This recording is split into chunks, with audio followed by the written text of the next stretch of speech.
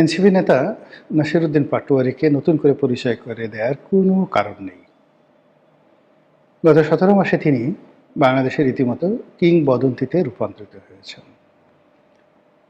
আমি এই ভদ্রলোককে কখনো সামনাসামনি দেখিনি, কখনো তার সঙ্গে আমার টেলিফোনে কথা হয়নি বা অন্য কোনো মাধ্যমে তার যারা একান্ত আপনজন এরকম কারোর সঙ্গেই কথা হয়নি। তিনি কোত্থেকে এলেন, আবার কোথায় যাবেন, তিনি কি করছেন, তার সংসার কিভাবে চলছে, তার বাড়ি কোথায়, লেখাপড়া করেছেন কোথায়, কিংবা তাকে কেন ডার্বি নাসির বলা হয় তাও আমি জানি না। কিন্তু গত ১৭ মাসে তিনি যে বিতর্কগুলো তৈরি করেছেন, গত ১৭ মাসে তিনি যে বিদ্রোহ করেছেন, বিপ্লব করেছেন, এটা আগামীতে ইতিহাস হয়ে থাকবে। আমি জানি না তার পরিণতি কী বা তিনি রাজনীতিতে কিভাবে সাস্টেইন করবেন। কিন্তু যে জায়গাগুলোতে তিনি হাত দিয়েছেন এবং তার যে ওয়ে অফ ওয়ার্কিং, যেভাবে তিনি কাজ করে যাচ্ছেন, এটি আমাদের রাজনীতিতে ইতিপূর্বে কখনোই ঘটেনি। তিনি দেশের প্রধানতম যারা রাজনৈতিক দল সবাইকে গালাগাল করেছেন, বিএনপিকে গাল দিয়েছেন, জামাতকে অকথ্য ভাষায় গাল দিয়েছেন। আবার সেই জামাতের সঙ্গে এখন তার হৃদ্যতা। তিনি বিএনপি নেতা সালাউদ্দিন সাহেব, তারপর মির্জা আব্বাস, তাদেরকে যে ভাষায় গালাগাল করেছেন ও ভাষায় আওয়ামী লীগের লোকজনও কখনো সাহস পায়ননি বা বলেননি।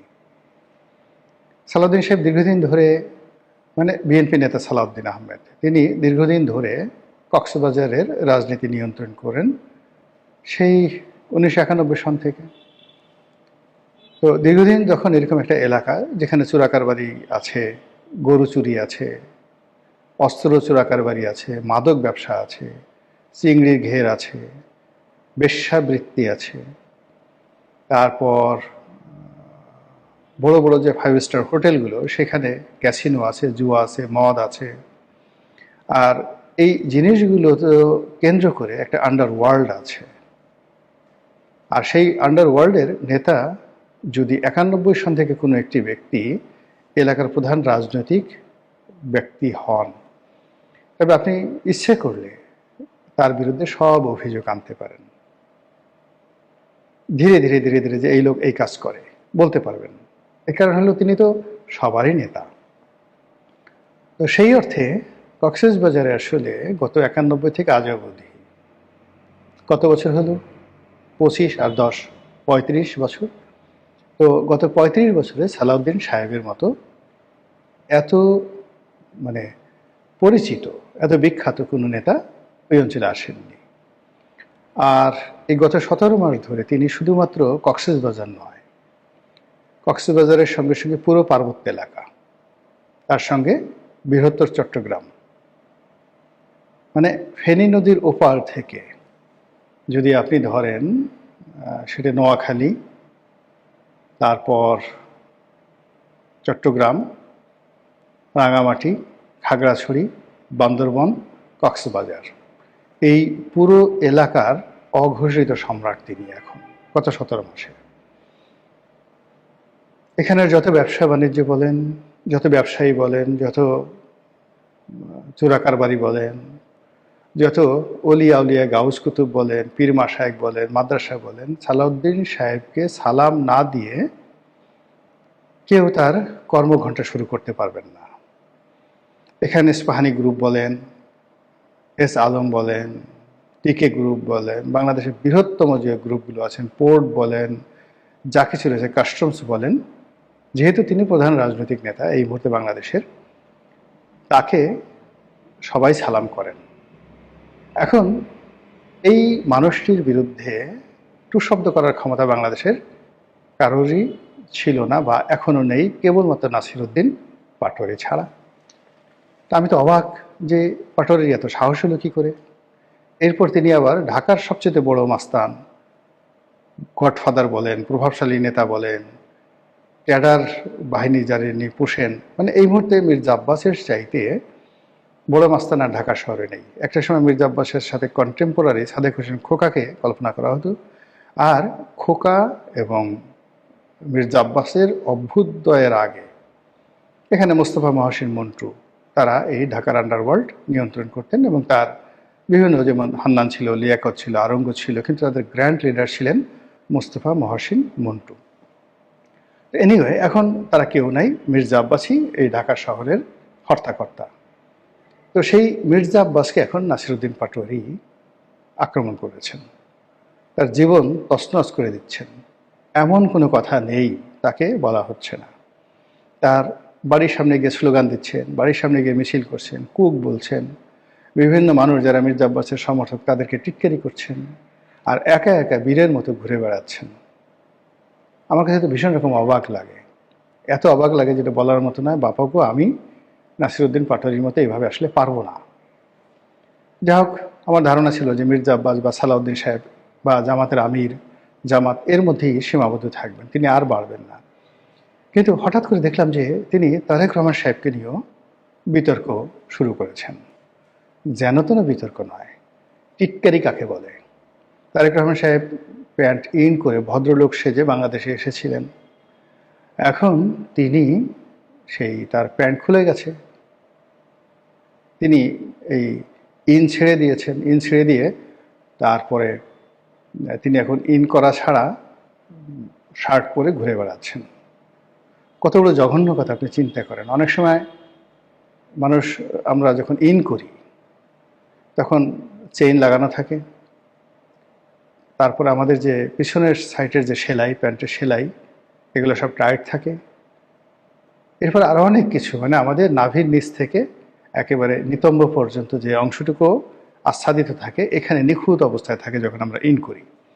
আর যখন আমরা ইন খুলে ফেলি তখন আমরা রিল্যাক্স হয়ে যাই, অত সিরিয়াসনেস থাকে না। আবার অন্য যে ঘটনা হয়, কোনো কারণে আমাদের বসতে গিয়ে যদি পেছনের সেলাই খুলে যায়, আমাদের চেইনটা যদি হঠাৎ করে না লাগে, তখন আমরা সেই পরিস্থিতি সামাল দেওয়ার জন্য ইন করা বন্ধ করে সেই শার্ট আমরা বাইরে বের করে ফেলি।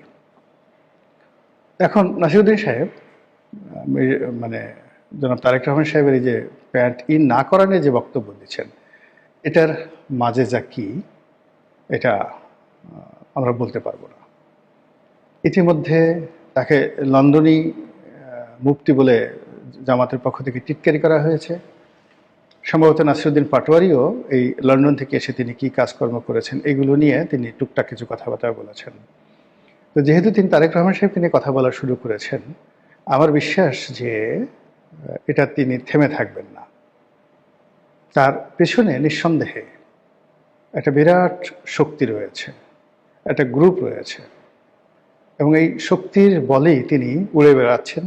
এটা হতে পারে আমেরিকা, হতে পারে হতে পারে পিনাকি, হতে পারে ইলিয়াস, হতে পারে জামাত, এনি বডি। একটা বৃহত্তর শক্তি তার মধ্যে রয়েছে। নচেত এত নির্ভার, এত দ্বিধাসংকোচহীন এবং এত সহজ সরল স্বাভাবিক অবস্থায় তিনি রাত বিরেতে ঘুরতে পারে না। তিনি পুরো বিএনপির যে জীবনকে তছনছ করেছেন। আর এখন তারেক রহমান সাহেবকে আক্রমণ করার মাধ্যমে তারেক রহমান সাহেবের একেবারে কলিজার মধ্যে হাত দিয়েছেন। আমি নিশ্চিত যে নাসিরউদ্দিন পাটোয়ারি যতক্ষণ না পর্যন্ত তারেক রহমান সাহেবের সাথে তার একটা নেগোসিয়েশন না হবে, তিনি তার মুখ বন্ধ করবেন না।